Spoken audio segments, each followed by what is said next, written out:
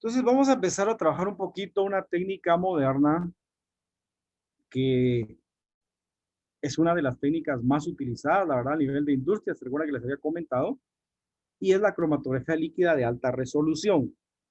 Entonces, esta técnica tiene mucha aplicación porque es una, digamos, es muy versátil. Ya vamos a ver que ustedes pueden utilizar diferentes columnas, diferentes detectores, diferentes mezclas de fases móviles. Entonces, eso hace a que esta técnica sea muy utilizada.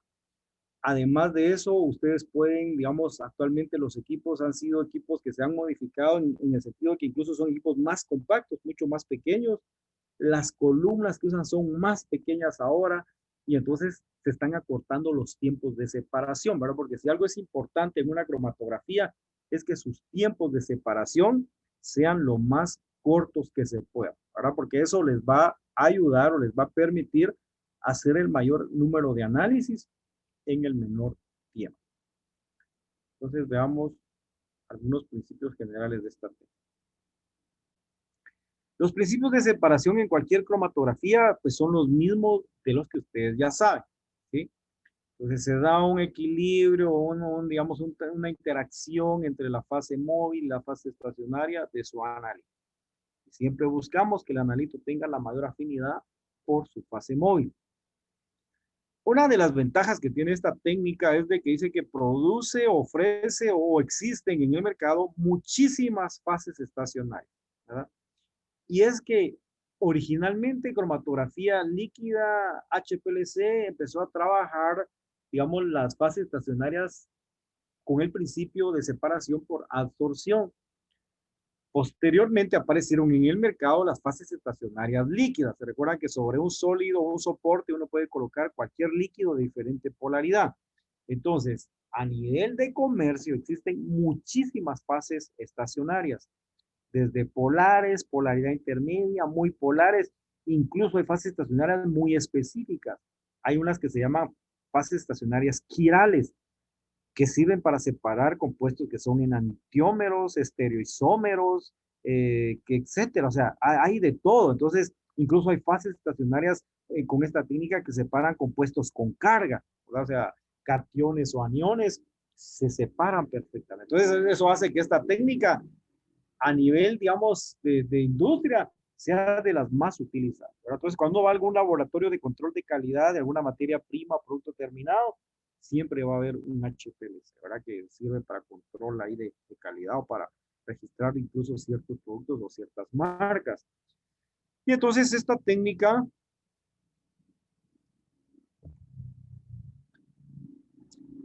nosotros cuando usamos un equipo con esta técnica, pues básicamente cada vez que veamos instrumentos, ¿se recuerdan? Vamos a ver las cosas más importantes de un equipo. O sea, me interesa, digamos, saber cuando le pregunten, mire un cromatógrafo HPLC, ¿qué tiene? ¿Verdad? Que le digamos lo más básico, lo más importante, ¿verdad? Porque de eso va a depender, digamos, la buena o mala separación. Entonces, una de las cosas importantes que tienen estos equipos es una bomba. ¿Cuál es la función de la bomba? Básicamente lo que la bomba hace es aumentar la presión. Eso es básicamente lo que hace. Pero ¿para qué aumenta la presión? La presión la va a aumentar para que la velocidad o el caudal de la fase móvil pues sea, digamos, tenga digamos, no que es estática. ¿Qué pasaría, por ejemplo, si yo tengo una columna? Digamos, esta columna, imagínense que tiene unos 3 o 5 centímetros de largo, ¿sí? 1 centímetro o 0.5 de diámetro. Una columna pequeña.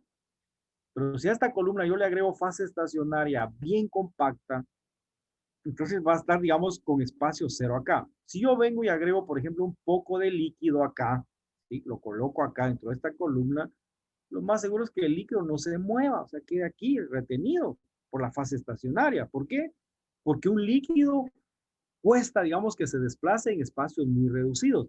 La única manera de lograr que líquidos se muevan en espacios tan reducidos es aplicando presión. O sea, la bomba entonces es la responsable y realmente funciona, y algunos dicen que es el corazón de un cromatógrafo HPLC.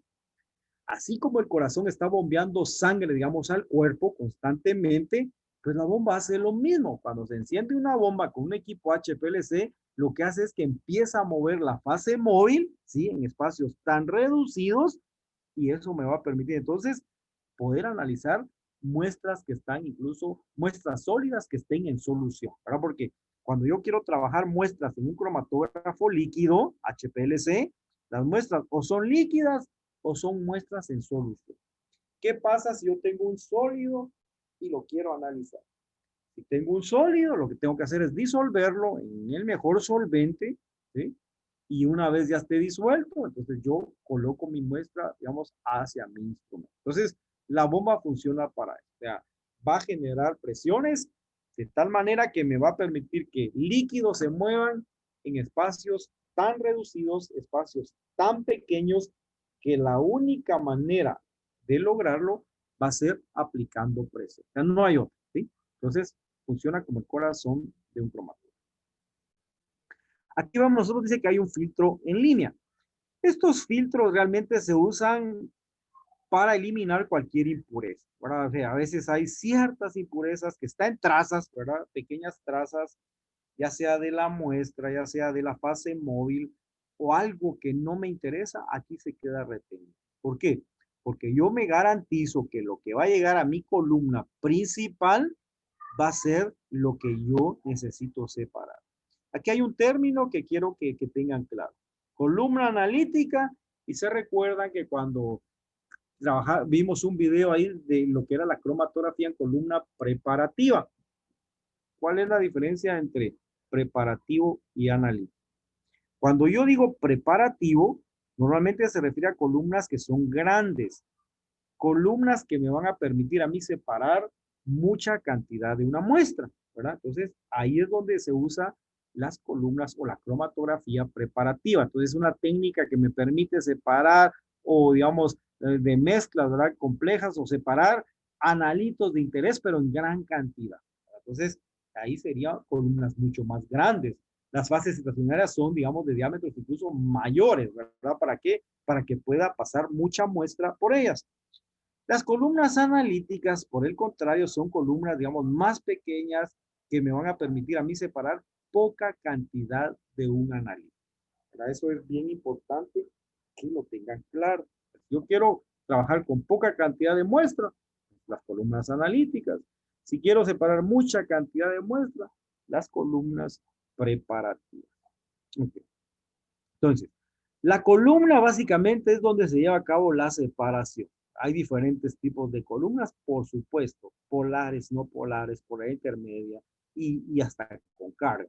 Que eso me va a permitir entonces poder utilizar, digamos, o poder separar en cualquier aplicación. Cualquier campo de aplicación, yo siempre voy a tener una columna que me va a permitir a mí separar en general. Pero no solo los va a separar, porque al final ya vamos a ver que yo los separo, pero también los identifico y algo importante con estos equipos es que cuantificamos de una vez cada análisis. Eso es muy interesante.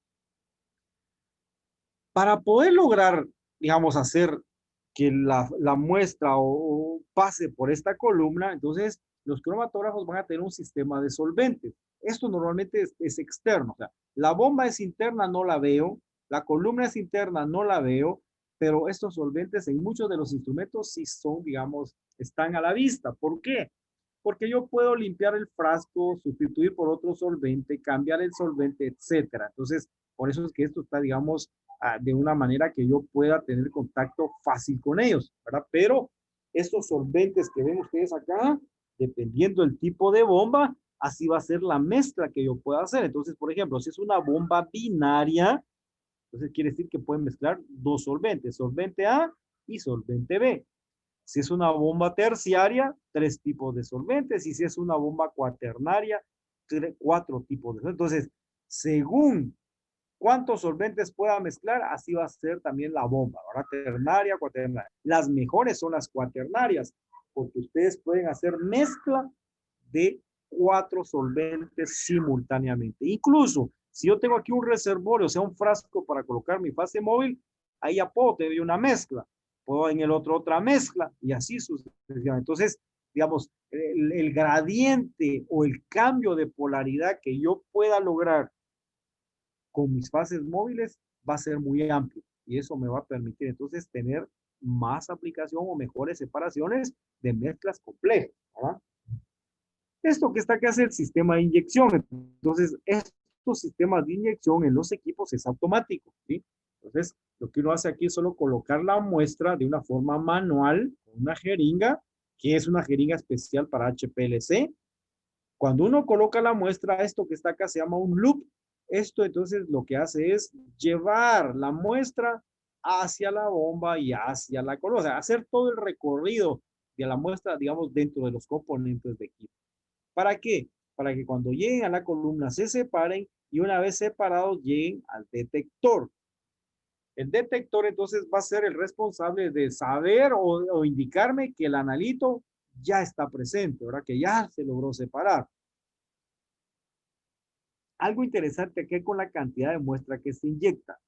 Estos equipos son equipos que tienen, digamos, muy alta sensibilidad, límites de detección muy bajos. Entonces, las cantidades de muestra que se usan, digamos, para analizarse son bien bajas, ¿verdad? Inyectamos en el orden de los microlitros, 10 microlitros, 20 microlitros, y las concentraciones también que se usan con estos equipos son concentraciones bajas, porque son equipos que tienen muy buena sensibilidad, o sea, pueden registrar sin ningún problema trazas de algún componente.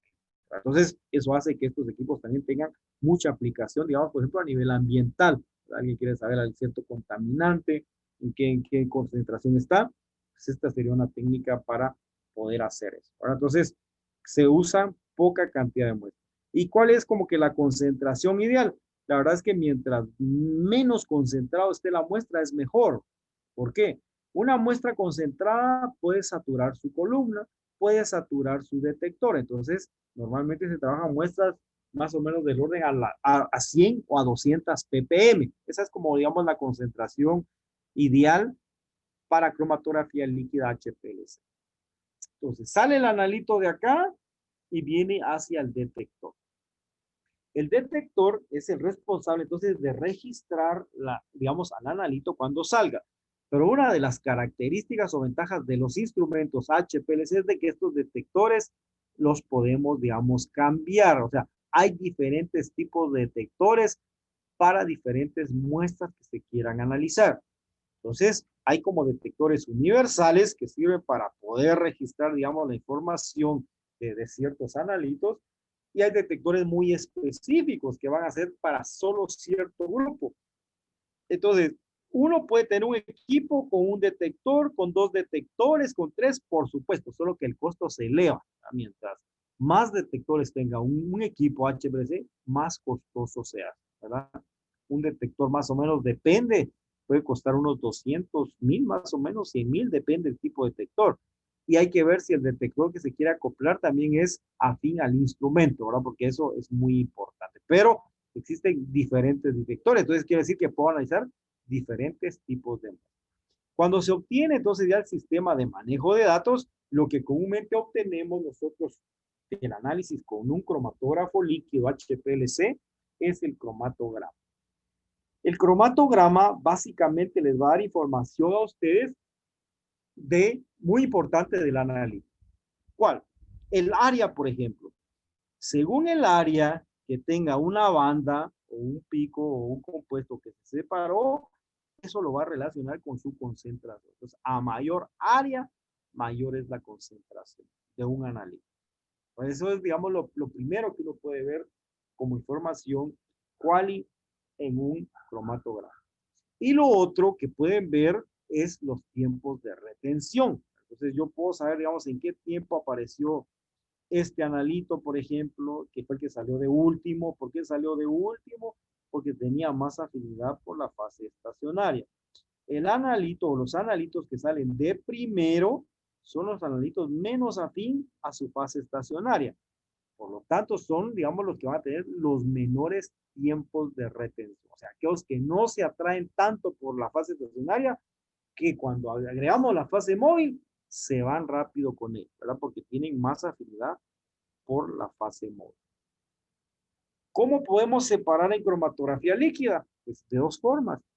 isocrático o con gradiente. Entonces acá ya saben que es misma polaridad desde el inicio hasta el final.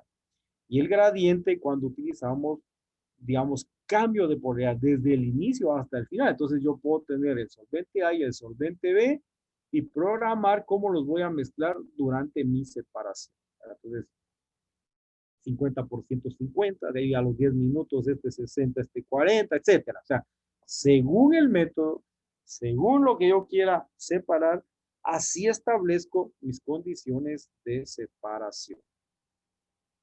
Ya sabemos, el gradiente les permite separar mezclas muy complejos, disminuye los tiempos de separación, podemos tener alta precisión y exactitud, con estos equipos sí lo logramos, ¿sí? Y además podemos tener la composición inicial y finalizada. Eso es bien importante, saber cómo inicia mi fase móvil, qué condiciones iniciales y cuáles son las condiciones finales, ¿verdad? Porque por eso se le llama un gradiente, o sea, normalmente se programan las polaridades. Depende de lo que quieran separar, así hacen su programación, ¿verdad? Y eso, digamos, va en el método analítico que uno quiere trabajar o desea realizar. Hay diferentes formas de gradiente, lo vimos cuando vimos parámetros cromatográficos, lineales, cóncavos, convexos, etcétera. O sea, eso va a depender de el método que esté utilizando y qué es lo que yo quiero separar. Me interesa separar todo, me interesa separar un analito, dos analitos, etcétera, ¿verdad? Entonces, cuando uno está trabajando la misma condición de fase móvil desde el inicio hasta el final, recuerden que eso es isocrático. ¿Qué pasa si, digamos, probé 50% de B y no logré separar estos compuestos? Entonces vengo y cambio a un pequeño porcentaje. Los cambios o variaciones de porcentajes les van a permitir mejorar sus separaciones, pero aquí cuando yo cambié de 50% B a 40% B, la polaridad inicial acá y final la obtuve, ¿sí? Entonces, la manera de indicar que, digamos, esto va a cambiar es cuando yo indico cómo son las condiciones de la fase móvil. Entonces, dice alguien, yo voy a tener una mezcla al 30% del minuto 0 al minuto 7, 8, por ejemplo.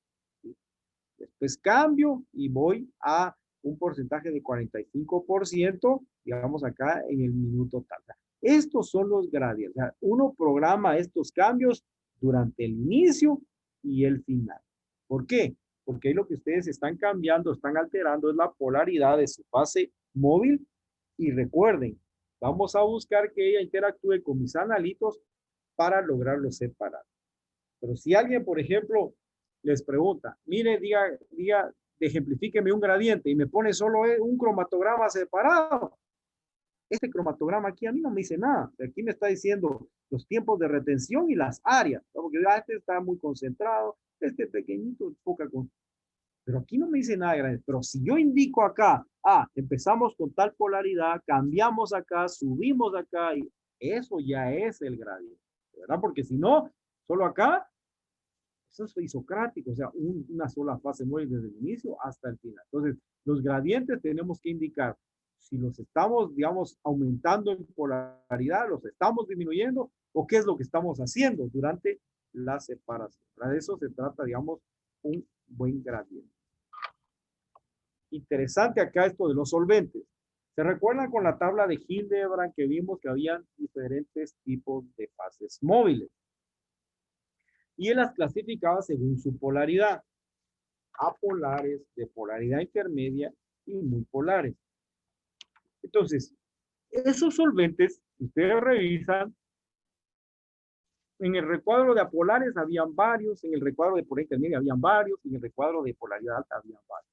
Entonces, no necesitamos tener todos los solventes, no.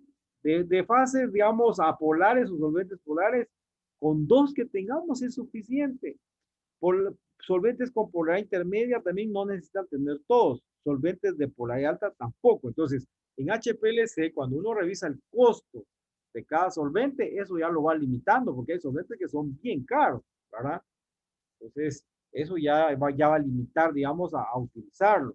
Entonces, recuerden las otras requisitos que hemos visto: toxicidad, volatilidad, costo, etcétera, daños al ambiente. O sea, todo eso hay que considerarlo, por supuesto.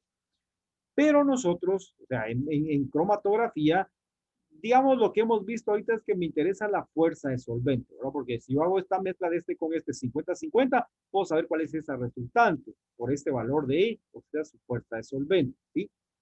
Entonces, esa mezcla que yo haga de 1, 2 y 3, según la resultante de E, me va a decir es polaridad intermedia, es muy polar. O sea, para eso me sirve entonces este valor de fuerza de solvente. Ok. Pero en HPLC sí es muy importante estos otros parámetros, especialmente la viscosidad. ¿Por qué? ¿Se recuerdan que vimos que una de las cosas importantes de este equipo es la bomba, ¿verdad? Que es la responsable, digamos, de aumentar la presión o que mantiene una velocidad constante de la fase móvil. Entonces, estos cambios de viscosidad, si son muy agresivos, o sea, cambios, digamos, de viscosidad ya definidos y cambian o se alteran muy marcado, la presión es la que se afecta. Las viscosidades, los cambios de viscosidad afectan directamente a la presión. Y si la presión es demasiado alta, llega un momento incluso en que la presión se eleva y el equipo ya no funciona, ¿verdad? Porque la presión es demasiado alta. Entonces, en HPLC sí es importante. Cuando nosotros elijamos o seleccionamos una mezcla de fases móviles, tenemos que ver que la viscosidad no sea muy, digamos, muy diferente o que los cambios de viscosidad no sean demasiado bruscos, porque eso sí va a resentirlo el equipo. Entonces, aconsejable, tengo una mezcla, digamos, tolueno, acetonitrilo, bueno, quiero agregar otro, entonces empezarlo a agregar en porcentaje, ¿verdad? Un 10%, a ver qué pasa y así sucesivamente. Eso para evitar esas alteraciones en la presión. Y otra cosa interesante en HPLC también es esto. Dice que en digamos, especialmente si estoy utilizando detectores de ultravioleta, que son los detectores también más utilizados en cromatografía líquida, los detectores ultravioleta visibles. Entonces, muchos de los equipos de HPLC, entonces van a registrar información del analito de los 200 a los 800 nanómetros, ¿verdad? Que es el rango de trabajo. Entonces, el V va de 200 a 400. Entonces, ¿qué pasa? Cuando yo estoy seleccionando mi fase móvil o mi solvente, también es interesante ver cuál es este valor donde absorbe en la región ultravioleta. ¿Qué pasa?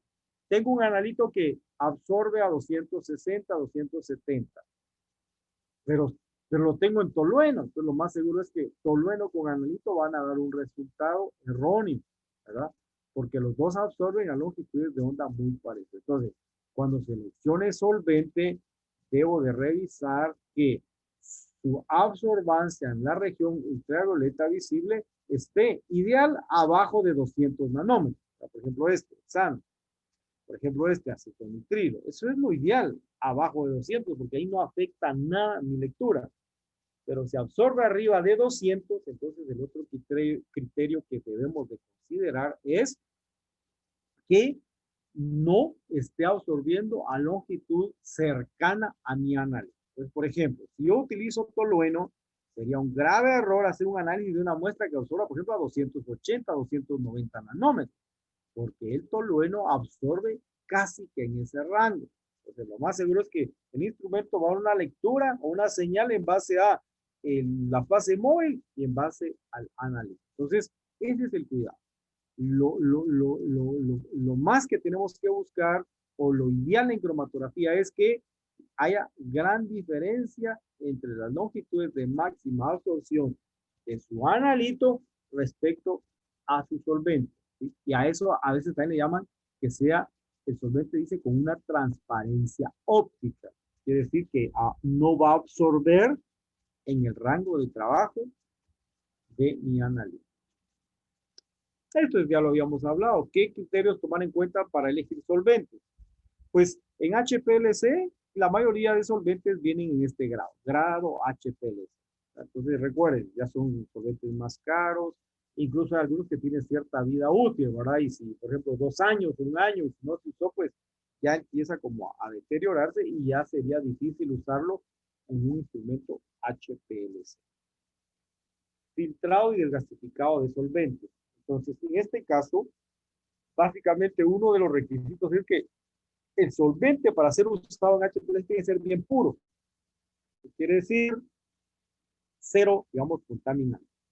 A pesar que viene grado HPLC, entonces los solventes se van a filtrar, digamos, en estos filtros al vacío con membranas específicas para el solvente, porque también se da el caso, por ejemplo, uno utiliza, por ejemplo, una membrana de acetato de celulosa o membrana de nylon, y resulta que esa membrana, digamos que tiene cierta afinidad por mi fase móvil. A la hora de filtrar, se contamina la fase. Entonces, bien importante ver de qué está hecha, digamos, mi filtro, ¿sí? Para que no haya ninguna interferencia o la fase móvil pueda ser afectada. Entonces, porque si es así, entonces mejor no filtrémosla, porque al final ya es grado HPLC, porque lo que uno quiere es eliminar cualquier impureza. Normalmente vimos que en los equipos hay algunos filtros en línea para evitar cualquier, digamos, de esos pequeños contaminantes que se pudieran ir durante la separación. Es importante también con los solventes eliminar cualquier cantidad de burbujas. Entonces se da el caso a veces que a la hora, digamos, de estar preparando la fase móvil, se introducen burbujas y entonces hay que eliminarlas. Porque estas burbujas, si son demasiado, funcionan como que estuvieran obstruyendo el paso de la fase móvil. Entonces, eso va a hacer a que a la hora de hacer un análisis y hay presencia de mucha burbuja, entonces la presión se va a elevar demasiado y lo que va a pasar entonces es de que el equipo va a parar todo, ¿verdad? Entonces, las burbujas, digamos que sí hay que eliminarlas o no deben de estar presentes a la hora de hacer nuestras separaciones en HP. ¿Cómo se eliminan? Una manera es colocando aquí un gas inerte, que sería helio. Entonces uno tiene aquí un gas helio, lo coloca acá, burbujea. La otra es llevando a un baño de ultrasonido. Entonces esto se coloca 5 o 10 minutos, está ahí vibrando y elimina esas burbujas. Son de las cosas, digamos, que uno tiene que ver. Y en algunos casos los equipos ya tienen filtros donde desgasifican, o sea, van quitando cualquier burbuja para que no haya problema durante la separación. ¿Qué otra cosa podemos hacer, digamos, para, aparte de cambiar, digamos, las polaridades de las fases móviles o hacer gradientes? Pues ustedes pueden utilizar buffer, acidificadores, resistencia iónica, reactores de paredes modificables, etc. O sea, cualquier cosa que pueda afectar a mi fase móvil, pero siempre y cuando esté yo logrando buena separación. Entonces, yo lo puedo hacer, por supuesto que es válido. ¿De qué depende? Del método, depende de lo que ustedes quieran separar. Cuando están haciendo una separación, digamos, con un equipo HPLC, ahí sí ya es interesante o es importante que ustedes anoten todas sus condiciones de separación. Y a esto realmente se le llama, digamos, el método analítico de la separación. O sea, ¿por qué? Porque ese método les va a dar todas las características o las variables a considerar para tener buenos resultados. Por ejemplo, dice, la velocidad de flujo tiene que estar entre 0.1 a 3, pero este 3, digamos, es demasiado. La mayoría de separaciones se obtienen con caudales de 1 mililitro por minuto. O sea, es bajo. O sea, eso, digamos, que no hace que la fase móvil ni sea muy rápida ni muy lenta. Es como, digamos, el valor de velocidad óptima. Uno revisa separación de diferentes compuestos por HPLC, fase reversa o fase normal, se va a dar cuenta que la velocidad de flujo está entre 1 mililitro por minuto, ¿verdad? Que es la mejor, digamos, o es la estándar, lo que más se utiliza. Presión de operación, pues las bombas tienen, digamos, acá, estas presiones las generan las bombas, entonces mientras más alta sea, digamos, la presión que genere va a ser mejor, ¿verdad? Porque así podemos aumentar incluso esta velocidad. Los tamaños de partícula de empaque, esos son bien pequeños. Incluso les comentaba con las columnas que son ahora más pequeñas, digamos, el tamaño de partícula es menor. Entonces recuerden, a menor tamaño de partícula, mejor es la resolución. Isocrático gradiente, depende del método, del compuesto que queramos analizar. Temperatura de la columna. Eso sí es interesante. En los cromatógrafos líquidos HPLC viene un horno. Solo que esos hornos no son para temperaturas muy altas. Entonces, por ejemplo, 40 grados, 50 grados, son temperaturas, digamos, casi que arribita de la temperatura normal. Entonces, por ejemplo, si yo separo a 25, quizás el cambio que pueda dar es 28 o 30. Entonces, ver qué pasó con un cambio de 5 grados. ¿Mejoró o no la resolución? Si no, mejor ni alteramos la temperatura. O sea, la temperatura entonces es como que si se puede, lo hacemos y si no, mejor todo trabajémoslo a temperatura ambiente. ¿Por qué? Porque puede hacer que si yo aumento la temperatura, algún analito termolábil se descomponga por el calor, entonces lo voy a separar y me voy a afectar, digamos, en mi separación. Entonces, estos cambios de temperatura son, digamos, en pocos grados. Entonces, ¿tienen horno los equipos HPLC? Sí, solo que no es lo más utilizado, ¿verdad? Entonces, en cromatografía líquida, claro, aumentar la temperatura favorece solubilidad, favorece otros factores, pero si es demasiado, lo más seguro es que afecte la naturaleza de su análisis. Entonces, hay que controlar o considerar todas estas condiciones, por supuesto, porque de eso va a depender la buena o mala separación que uno está buscando, ¿verdad? Porque uno al final lo que quiere es buena separación, buena eficacia en el menor tiempo posible, ¿verdad? ¿Sí? Requisitos del sistema de bombeo. El sistema de bombeo realmente ya vimos que es el corazón del cromatógrafo. Entonces, lo que tiene que hacer una bomba es generar presión. O sea, eso es básicamente. Y que esas presiones no sean tan bajas, ¿verdad? Alta precisión, libres de pulso, o sea, el menor ruido que se pueda de una bomba. Velocidad o caudal de flujo, ya vimos que 1 mililitro por minuto es lo mejor. Que sea reproducible, compatible con la mayoría de solventes. La mayoría de bombas vienen ya para trabajar con diferentes tipos de fases móviles, ¿verdad? Incluso cuando uno revisa los materiales de construcción de una bomba, acero inoxidable, teflón, titanio, rubí, zafiro, o sea, se dan cuenta, son, digamos, casi que hechos de material así precioso y por lo tanto son caras, ¿verdad? Porque eso es también una bomba es cara, ¿sí?